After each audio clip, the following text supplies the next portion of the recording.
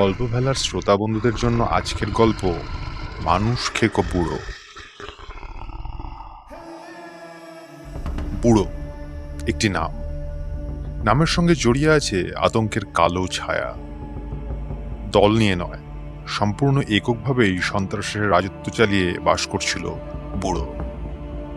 দলের প্রয়োজন ছিল না, বুড়ো একাই 100।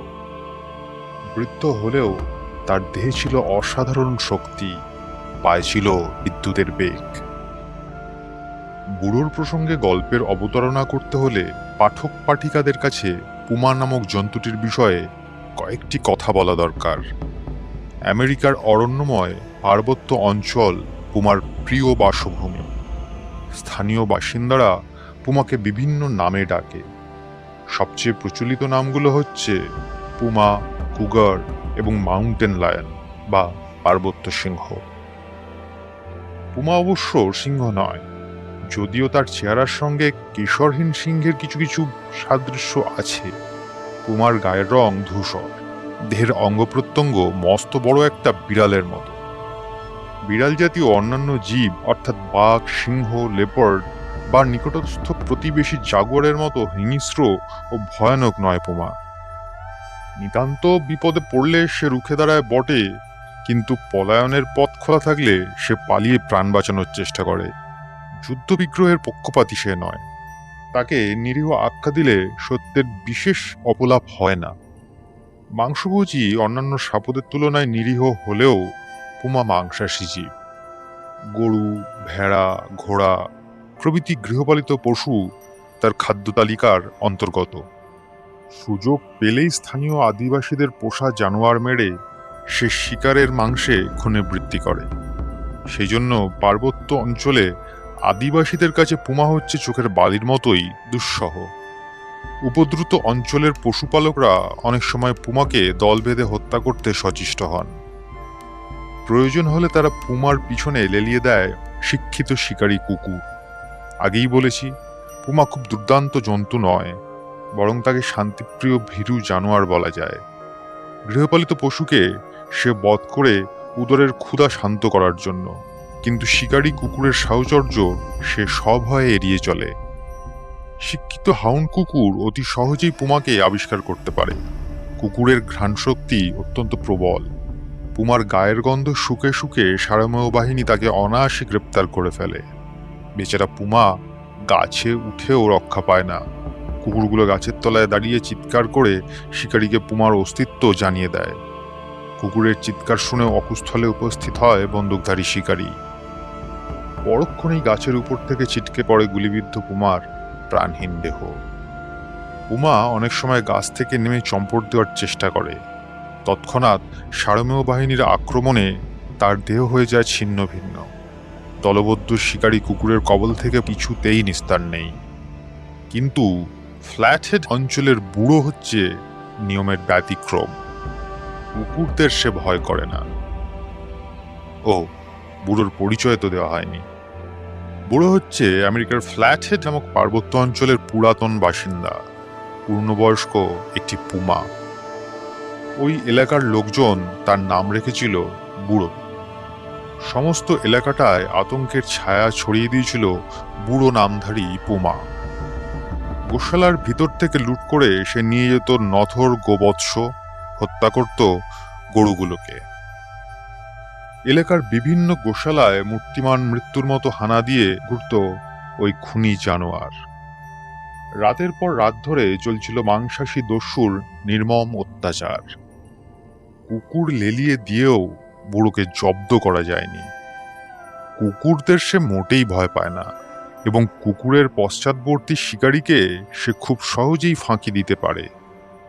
বুড়োর গায়ের গন্ধ শুকতে শুকতে যখন কুকুরের দল এগিয়ে আসতে থাকে, তখনই বুড়ো এক অদ্ভুত কৌশল অবলম্বন করে। নিজের চলার পথ ধরে হঠাৎ সে পিছন দিকে ঘুরে আসে। তারপর একটা উঁচু গাছের উপর উঠে নিচের দিকে লক্ষ্য রাখে। কিছুক্ষণ পরেই শিকারের দেহের ঘ্রাণ গ্রহণ করতে করতে অগস্থলে উপস্থিত হয় কুকুরের দল।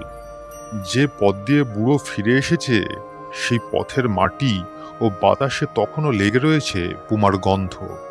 অতএব কুকুরগুলো উপরের দিকে দিকপাত না করে শিকারের গন্ধ অনুসরণ করে এগিয়ে যায় সামনের দিকে। আচম্বিতে বিনা মেঘে বজ্রাঘাতের মতোই বৃক্ষ শাখা থেকে ঝাঁপিয়ে পড়ে বুড়ো সারমেয় বাহিনীর উপর। প্রথম লাফের সঙ্গে সঙ্গেই সে একটা কুকুরকে শেষ করে দেয়। তারপর আক্রমণ করে কুকুরের দলটাকে। কুকুরগুলো ঘিরে ফেলে বুড়োকে, কিন্তু এতগুলো কুকুরের মিলিত আক্রমণও তাকে কাবু করতে পারে না। বুড়োর নখরযুক্ত প্রচণ্ড থাবা বিদ্যুৎ বেগে ঘুরতে থাকে সামনে, পিছনে, ডাইনে বামে। পশ্চাৎবর্তী শিকারী অগস্থলে এসে দেখতে পায় তার পোষা কুকুরগুলোর মধ্যে অধিকাংশই মৃত্যুশয্যায় শুয়ে আছে, আর অন্যগুলো আহত ও রক্তাক্ত অবস্থায় চিৎকার করছে আর্তস্বরে। বিধ্বস্ত রণাঙ্গনে পুমার পদাঙ্ক দেখে শিকারী বুঝতে পারে তার কুকুরগুলোর দুর্দশার জন্যই দায়ী হচ্ছে বুড়ো, কিন্তু আর কিছু করার নেই। আহত কুকুরগুলোকে নিয়ে হতাশ শিকারী ঘরে ফিরে যায়। এই ধরনের ঘটনা ঘটেছে একবার নয়, দুবার নয়, বারংবার। যে কুকুরগুলো একবার বুড়োর কাছে মার খেয়েছে তারা বুড়োর গন্ধ পেলে আর সেদিকে মারাতে চাইতো না। অবশ্য বুড়ো নিজেও যে অক্ষত থাকতো তা নয়, তবে সে কোনোবারই খুব সাংঘাতিকভাবে জখম হয়নি। অল্প স্বল্প আঘাত পেলে সে গ্রাহ্যই করত না। ওই অঞ্চলের পশুপালকরা অতিষ্ঠ হয়ে উঠেছিল বুড়োর অত্যাচারে। গৃহপালিত গরুর মাংস ছিল তার প্রিয় খাদ্য। সবসময় সে যে কেবল ক্ষুধা নিবৃত্ত করার জন্যই শিকার করত তা নয়, হত্যা ছিল তার নেশা। অনেক সময় দেখা গেছে নিহত গরুর মাংস সে ভক্ষণ করেনি, শুধু আনন্দ লাভের জন্যই সে শিকারকে হত্যা করেছে। বুড়ো ছিল পাকা শয়তান। কতবার শিকারীরা তাকে কুকুর দিয়ে ঘেরাও করেছে তার ঠিক নেই। প্রত্যেকবারই মনে হয়েছে এইবার আর বুড়োর রক্ষা নেই, কিন্তু প্রত্যেকবারই সে শিকারীদের ফাঁকি দিয়েছে। ওই অঞ্চলের শিকারী কুকুরগুলো তাকে ভয় করত জমের মতো। ফ্ল্যাটহেড নামক স্থানটিতে সন্ত্রাসের রাজত্ব চালিয়ে বীরবিক্রমে বাস করছিল বুড়ো।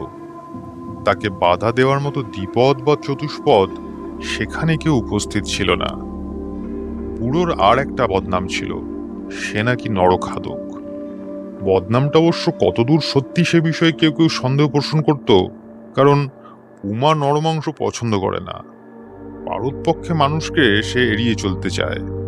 কিন্তু হঠাৎ একদিন ফ্ল্যাটহেড অঞ্চলে এমন একটি ঘটনা ঘটল যে স্থানীয় বাসিন্দারা বিশ্বাস করতে বাধ্য হলো এই সৃষ্টি ছাড়া পুমাটা সুযোগ পেলে মানুষকে হত্যা করে নরমাংস ভক্ষণ করতেও দ্বিধাবোধ করবে না। ঘটনাটা বলছি। জর্জ স্টেলার নামে একজন রাখাল একদিন কয়েকটা হারানো গরুর সন্ধানে ওই অঞ্চলে হেল ক্রিক নামক জায়গায় ঘোড়ায় চড়ে টহল দিতে থাকে।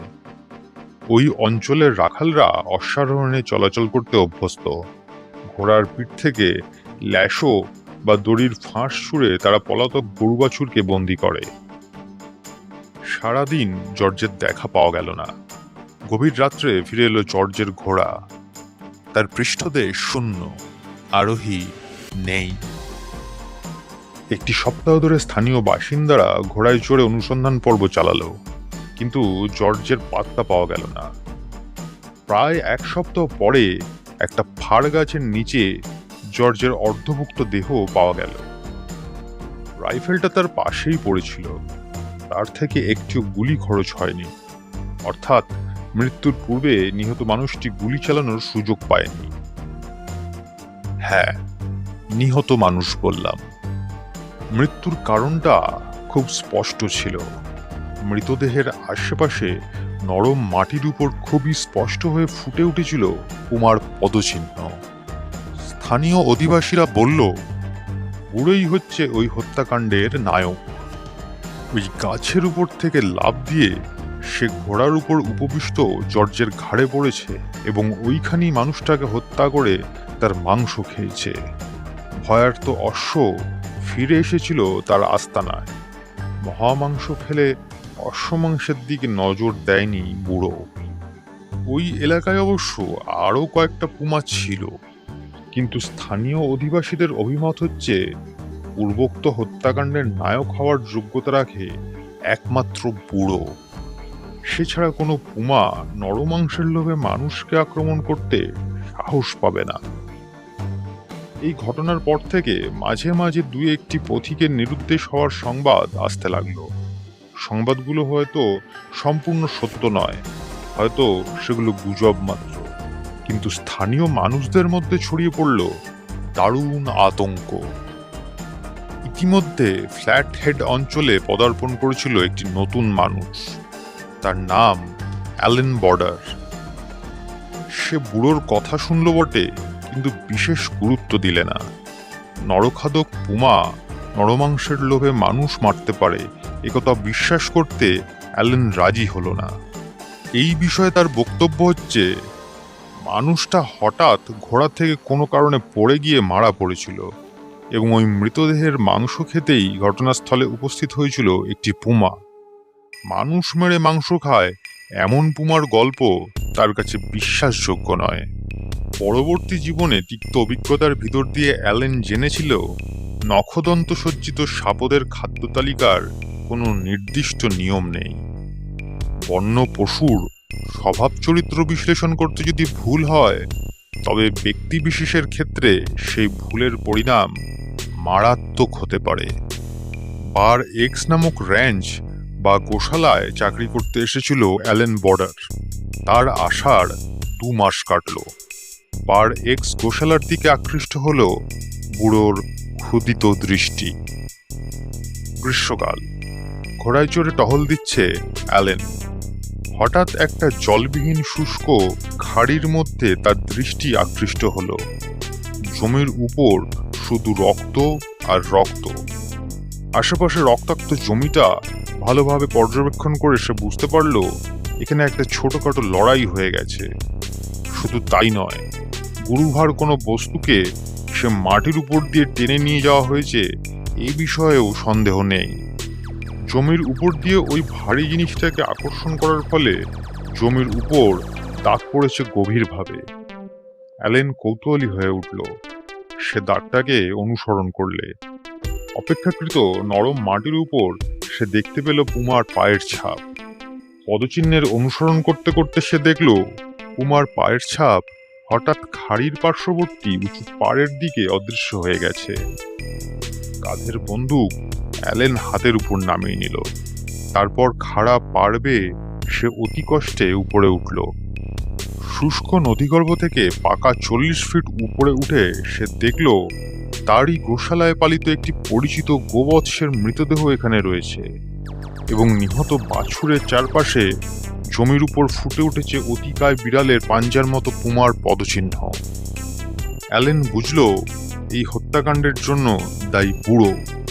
খুব শক্তিশালী পুমার পক্ষেও একটা বাছুর ঘাড়ে নিয়ে খাড়ির ঢালু পাড় ভেঙে 40 ফিট উপরে ওঠা সম্ভব নয়। পুমাশাস্ত্র বহির্ভূত এমন অসম্ভব কর্ম সম্ভব করার মতো অসাধারণ দৈহিক ক্ষমতা যার আছে, সে হচ্ছে বুড়ো।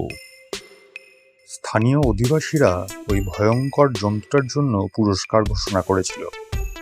বুড়োকে যে মারতে পারবে তাকে $2,500 পুরস্কার দেওয়া হবে। অ্যালেন ঠিক করলে আজ বুড়োকে হত্যা করে পুরস্কারের টাকাটা সে বাগিয়ে নেবে। সে তৎক্ষণাৎ নিজের আস্তানায় ফিরে গেল এবং দুটো ভালুক ধরা ফাঁদ নিয়ে এসে মরা বাছুরের দুপাশে দুটো ফাঁদ সাজিয়ে রাখল। অ্যালেন দেখেছিল বুড়ো মরা বাছুরটাকে হত্যা করেছে বটে, কিন্তু তার মাংস খায়নি। অতএব সেই দিন সন্ধ্যার পরেই সে নিহত শিকারের মাংসে পুনরাবৃত্তি করার জন্য বুড়ো অকুস্থলে পদার্পণ করবে। ওই বিষয়ে অ্যালেনের সন্দেহ ছিল না কিছুমাত্র। দুটি ফাঁদকেই এমনভাবে সাজিয়েছিল অ্যালেন যে হতভাগা বুড়ো যেদিক দিয়েই আসুক না কেন, ফাঁদের ভিতর পদক্ষেপ না করে সে বাছুরের দেহ স্পর্শ করতে পারবে না। একটা না একটা ফাঁদের ভিতর তার পা পড়বেই পড়বে। বুড়োর অসাধারণ দৈহিক শক্তি সম্বন্ধে সচেতন ছিল অ্যালেন। ফাঁদে পা পড়লে সে যে ফাঁদ ভেঙে পলায়ন করার চেষ্টা করবে এই বিষয়ে কোনো সন্দেহ নেই। কিন্তু অ্যালেনের ফাঁদ দুটো বুড়োর চেয়েও শক্তিশালী। গ্রিজলি ভালুকের মতো ভয়ঙ্কর মাংসাশী দানবও ওই ফাঁদের বজ্রদংশন চূর্ণ করে পালাতে পারে না। যতই শক্তিশালী হোক, গ্রিজলির তুলনায় বুড়ো তো শিশু মাত্র। অতএব পুরস্কার সম্বন্ধে নিশ্চিন্ত হয়ে বাড়ি ফিরে তোফা একটি ঘুম লাগালো অ্যালেন। তার পরবর্তী দিবসের অভিজ্ঞতা অতি তিক্ত। বুড়ো মৃত গোবৎসের ধারে কাছেও যায়নি। র্যাঞ্চ থেকে সে নতুন শিকার তুলেছে। বড়দিনের ভোজের জন্য একজোড়া শূকর শিশুকে খাইয়ে দাইয়ে মোটা করেছিল অ্যালেন। হতভাগা পুমা সেই দুটোকেই ধরে নিয়ে গেছে। তারপর থেকে বুড়ো নিয়মিতভাবে অ্যালেনের চাকরিস্থল বার এক্স গোশালায় হানা দিতে লাগলো। রাত জেগে পাহারা দেবার ব্যবস্থা হলো, কিন্তু প্রহরীরা বুড়োকে বাধা দিতে পারে না। এক মুহূর্তের জন্য প্রহরীর চোখে পড়ে অন্ধকারের মঞ্চে আরো অন্ধকার একটা সচল ছায়ামূর্তি গিরগিটির মতো এগিয়ে যাচ্ছে বেড়ার ভিতর অবরুদ্ধ গরুগুলোর দিকে। প্রহরীর উদ্যত বন্দুক নিশানা স্থির করার আগেই যেন জাদু মন্ত্রের ভেলকি লাগিয়ে ভূমিলগ্ন সরীসৃপ এক অতিকায় মার্জারের রূপ ধরে লাফিয়ে পড়ে বেড়ার ভিতর অবস্থিত গরুর পালের মধ্যে। পুমা! পরক্ষণেই স্তম্ভিত প্রহরীর শ্রবণ ইন্দ্রিয়ে ভেসে আসে গরুর পালের ভয়ার্ত চিৎকার ও ধাবমান ক্রোধধ্বনি। প্রহরীর অন্ধকারে অন্ধ দৃষ্টি গরুর পালের ছোটাছুটির মধ্যে পুমার দেহটাকে কিছুতেই আবিষ্কার করতে পারে না। বেড়ার ভিতর মাংসাশীর আবির্ভাবে আতঙ্কে অস্থির হয়ে ওঠে গরুর পাল। ভয়ার্ত পশুগুলি দিক বিদিক জ্ঞান হারিয়ে ছুটতে থাকে এবং কয়েকটি মুহূর্তের মধ্যেই তাদের ধাবমান দেহগুলি অদৃশ্য হয়ে যায় নিকটবর্তী পর্বত ও অরণ্যের অন্ধকার গর্ভে। বুড়ো তখন তাদের পিছু নেয়, সুযোগ সুবিধা বুঝে পছন্দসই একটা গরু অথবা বাছুর মারে। তারপর দিনের আলো ফোটার আগেই নিহত শিকারের বিপজ্জনক সান্নিধ্য ত্যাগ করে নিবিড় অরণ্য অথবা পর্বত গুহার মধ্যে লুকিয়ে পড়ে। বুড়ো ভারী শেয়ানা। সে জানে দিনের আলো ফোটার সঙ্গে সঙ্গে এখানে কুকুর নিয়ে ছুটে আসবে সশস্ত্র মানুষ। কুকুরদের সে ভয় করে না বটে, কিন্তু বন্দুকধারী মানুষকে সে এড়িয়ে চলতে চায়। বেশ কয়েকবার গরম গরম বুলেটের কামড় খেয়ে বুড়ো বন্দুকের মহিমা বুঝে গেছে। প্রকাশ্য দিবালোকে সে কখনো মানুষকে মুখ দেখায় না। তার পায়ের ছাপ ধরে ধরে শিক্ষিত কুকুর নিয়ে কয়েকবার শিকারীরা তাকে অনুসরণ করার চেষ্টা করেছে। বুড়ো তখন জঙ্গল ছেড়ে আশ্রয় নিয়েছে দুর্গম পার্বত্য ভূমির উপর। মানুষের পক্ষে বিপদসংকুল ওইসব গিরিপথ বেয়ে পুমার পিছনে ছোটা সম্ভব নয়। সাধারণত ওইসব ক্ষেত্রে শিকারীর সাড়ামেয় বাহিনী পুমাকে তাড়িয়ে আনে বন্দুকধারী মালিকের সামনে, অথবা তাদের সম্মিলিত আক্রমণের মুখে প্রাণ বিসর্জন দেয় পুমা। কিন্তু এই অঞ্চলের কুকুরগুলো জানে এ পুমা সে পুমা নয়। বুড়োকে তারা হাড়ে হাড়ে চেনে। বন্দুকধারী মানুষের সান্নিধ্য ছেড়ে বুড়োর পিছনে তাড়া করতে কুকুর বাহিনী রাজি হয় না। তারা জানে বুড়ো ভারী পাজি জানোয়ার, তার সামনে গেলে সাংঘাতিক মার খেতে হয়, এমনকি প্রাণহানির সম্ভাবনাও আছে বিলক্ষণ। সুতরাং প্রভুর আদর, উৎসাহ, তিরস্কার, পদাঘাত সবকিছু তুচ্ছ করে কুকুরগুলো একেবারে নট নরঞ্চরণ নট কিচ্ছু হয়ে দাঁড়িয়ে থাকে। তিরস্কার বা পুরস্কার কিছুতেই তারা বিচলিত হয় না। বুড়োর গায়ের গন্ধ পেলে খুব বাধ্য কুকুরও হয়ে পড়ে অত্যন্ত অবাধ্য। অতএব কুকুরের সাহায্যেও হতভাগা পুমাটাকে শায়েস্তা করা গেল না। বুড়ো মনের আনন্দে বার এক্স গোশালায় হানা দিয়ে গোমাংসের খাজনা আদায় করতে লাগলো রাজার মতো। অর্ধভুক্ত মাংস সে দ্বিতীয়বার স্পর্শ করতে আসে না, কাজেই ফাঁদ পেতেও কোনো লাভ হয় না। বার এক্স গোশালায় প্রতি রাত্রে হানা দিয়ে ফিরতে লাগলো সাপদের ভয়াল হিংসা। সেদিন দুপুরবেলা গোশালার মালিক ম্যাকগিল এবং অ্যালেন ঘোড়ার পিঠে মাঠে ঘাটে টহল দিয়ে ফিরছে, হারানো গরুর সন্ধান করতে করতে। এটা তাদের দৈনন্দিন কর্ম। রাত্রে বুড়োর তাড়া খেয়ে বেড়া ভেঙে পালায় গরুর পাল। পরদিন সকাল থেকে খোঁজাখুঁজি করে হতাবশিষ্ট গরুগুলিকে ধরে এনে আবার বন্দি করা হয় বেড়ার মধ্যে। আবার আসে রাত্রি এবং একই ঘটনার হয় পুনরাবৃত্তি। সেদিন মধ্যাহ্নেও অন্য দিনের মতোই হারানো গরুর সন্ধানে ঘুরে বেড়াচ্ছিল গোশালার মালিক এবং অ্যালেন বর্ডার। হঠাৎ অ্যালেনের চোখে পড়ল দূরে একটা উপত্যকার বুকে দাঁড়িয়ে আছে তাদের গোশালার 3টি গরু। ঘোড়ার লাগাম টেনে দুজনেই থমকে দাঁড়ালো। জন্তুগুলো দাঁড়িয়ে আছে অরণ্যের শেষ সীমানায় সমতল ভূমির উপর। অশ্বারোহীদের সামনে দিয়ে খাড়া পাহাড়ের প্রাচীর নেমে গিয়ে সমতল ভূমিপৃষ্ঠকে স্পর্শ করেছে। ওই খাড়া প্রাচীরের উপর উদ্ভিদের চিহ্ন মাত্র নেই, শুধু পাথর, পাথর আর পাথর। আলগা পাথর বসানো সেই ঢালু জমি বেয়ে ওঠানামা করা খুবই কঠিন এবং বিপজ্জনক বটে। ম্যাকগিল ও অ্যালেন যেখান থেকে ঘোড়ায় চড়ে এখানে এসেছে সেই গোশালা থেকেই বিগত রাত্রে পুমার তাড়া খেয়ে পালিয়েছিল ওই গরু 3টি। এবং যেহেতু উপত্যকায় অবতীর্ণ হওয়ার দ্বিতীয় কোনো পথ নেই, তাই স্পষ্টই বোঝা যায় আলগা পাথর বসানো ওই বিপজ্জনক পাহাড়ি পথ ধরেই নেমে গেছে গরুগুলো। অত্যন্ত ভয়ার্ত হয়েই যে গরুগুলো ওই বিপদসংকুল পথ বেয়ে নিচে নেমে গেছে, একথা বুঝতে অ্যালেনের দেরি হলো না। অ্যালেনের মনিবও ব্যাপারটা বুঝেছিল, কিন্তু এখন জন্তুগুলোকে উদ্ধার করার উপায় কি? ঘোড়ায় লাগাম টান মেরে দুজনেই থমকে দাঁড়িয়েছিল। গরু 3টির কাছে যেতে হলে প্রায় 1/2 মাইল লম্বা দুর্গম পাহাড়ি পথ বেয়ে যাত্রা করতে হবে। রাতের অন্ধকারে নিজের আওতার মধ্যে পেলে 3টি গরুকেই হত্যা করবে বুড়ো শয়তান। অতএব সকালের জন্য অপেক্ষা করলে চলবে না। গরুগুলোকে বাঁচাতে হলে এখনই তাদের উদ্ধার করা দরকার।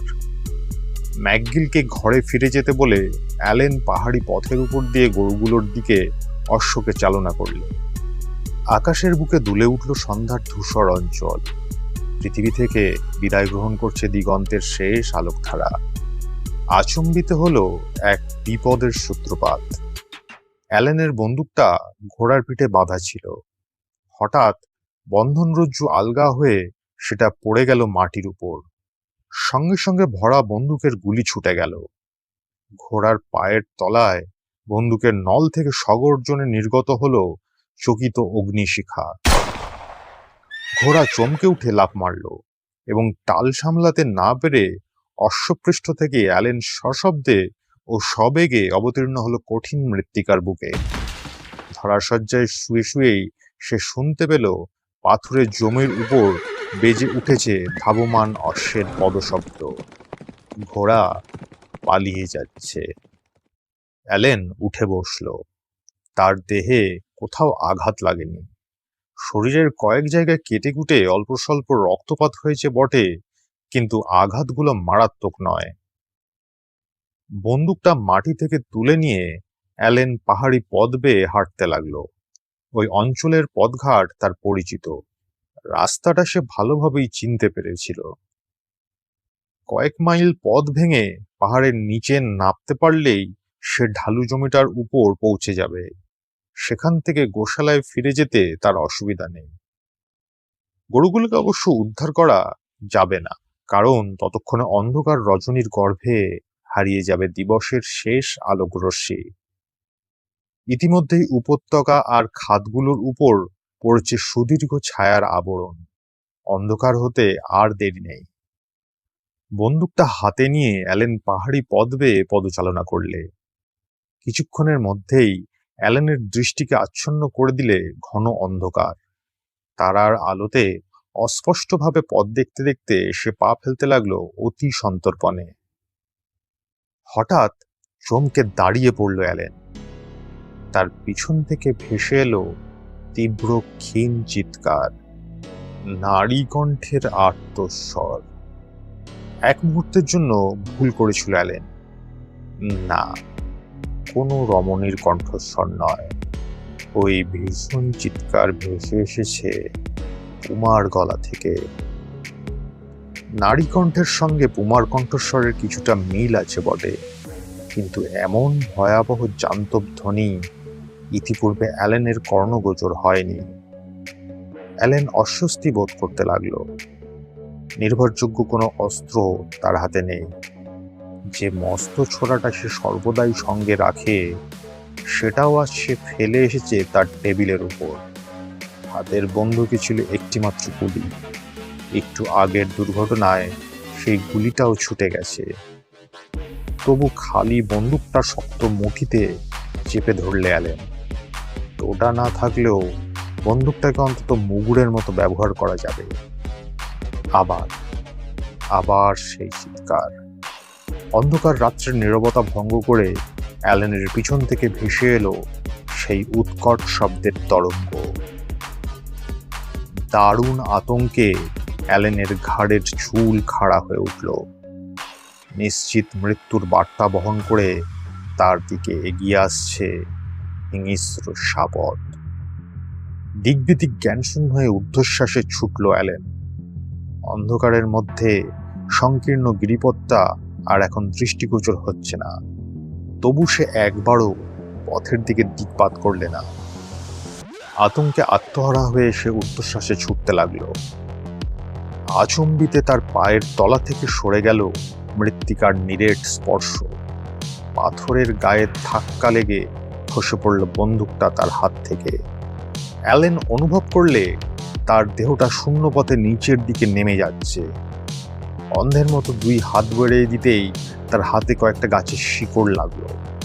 শক্ত মুঠিতে শিকড়গুলো চেপে ধরে পতনোন্মুখ দেহটাকে সে কোনো মতে রক্ষা করলে। তার পায়ের ধাক্কা লেগে কয়েকটা পাথর পাহাড়ের গা বেয়ে নিচের দিকে গড়িয়ে পড়ল। অন্ধকারে কিছুই দেখা যায় না, তবু বহু দূরে নিচের দিক থেকে স্খলিত প্রস্তরের যে পতন শব্দ ভেসে এলো, সেই আওয়াজ থেকেই অ্যালেন বুঝল তার পায়ের তলায় হা করে আছে গভীর খাদ। এখান থেকে পড়ে গেলে বাঁচার আশা নেই। অতি কষ্টে একটু একটু করে সে পাহাড়ের গা বেয়ে উপরে ওঠার চেষ্টা করতে লাগলো। একটু পরে একটা সংকীর্ণ জায়গায় সে পা রাখার অবলম্বন খুঁজে পেল। হঠাৎ অ্যালেনের সর্বাঙ্গে জাগলো অস্বস্তিকর অনুভূতির তীব্র শিহরণ। ঘন অন্ধকার ভেদ করে কিছুই দৃষ্টিগোচর হওয়ার উপায় নেই, কিন্তু সে অনুভব করলে শয়তান বুড়ো তার খুব কাছেই এসে দাঁড়িয়েছে। মাথার উপর হিংস্র শাবক, পায়ের তলায় অতল স্পর্শী খাদ। ভয়াবহ অবস্থা।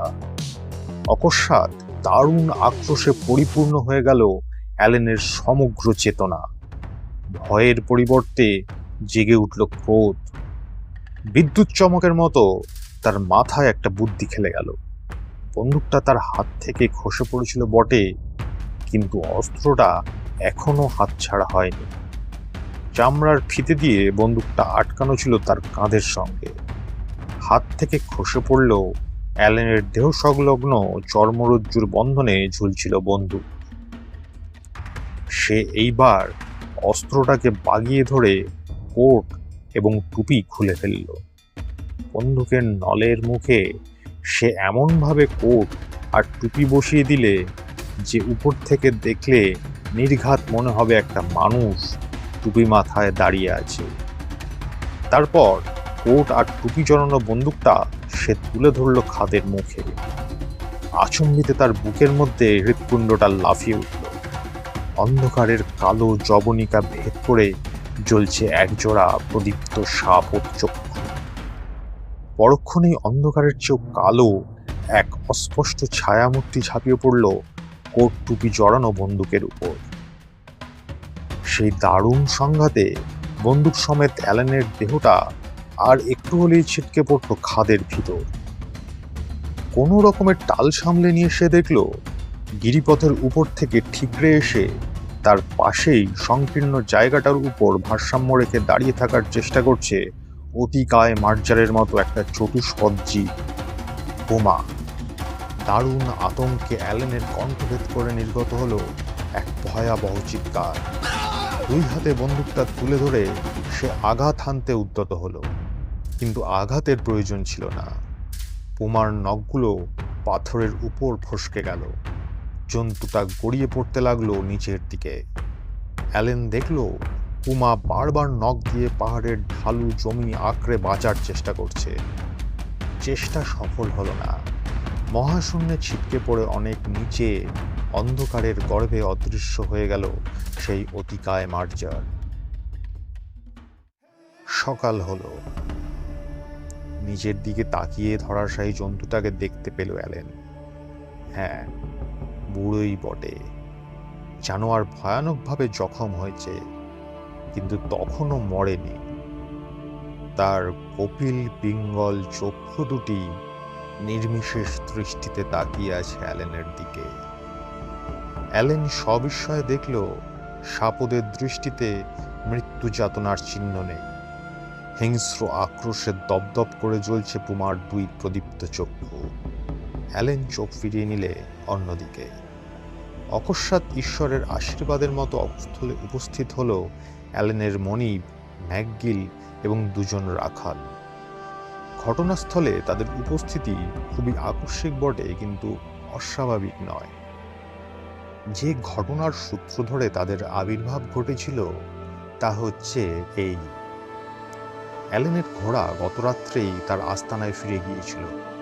আরোহীবিহীন অশ্বের শূন্য পৃষ্ঠদেশ দেখে ম্যাকগিল উদ্বিগ্ন হয়ে ওঠে, কিন্তু রাতের অন্ধকারে অনুসন্ধান চালানো সম্ভব নয় বলেই সে অপেক্ষা করতে থাকে আসন্ন প্রভাতের জন্য।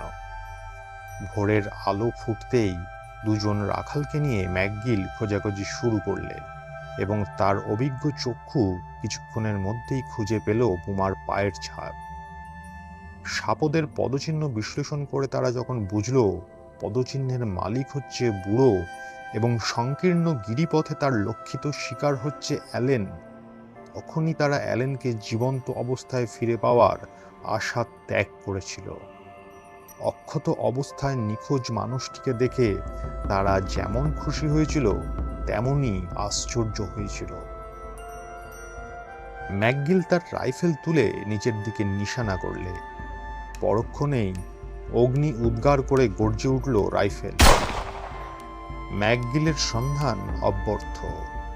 গুলি মর্মস্থলে বিদ্ধ হল। নিঃশব্দে মৃত্যুবরণ করলে বুড়ো। ফ্ল্যাটহেড অঞ্চলে শেষ হলো বিভীষিকার রাজত্ব। পাঠ করা গল্প ভালো লাগলে লাইক, শেয়ার এবং সাবস্ক্রাইব করে আমাদের উৎসাহিত করবেন। ধন্যবাদ।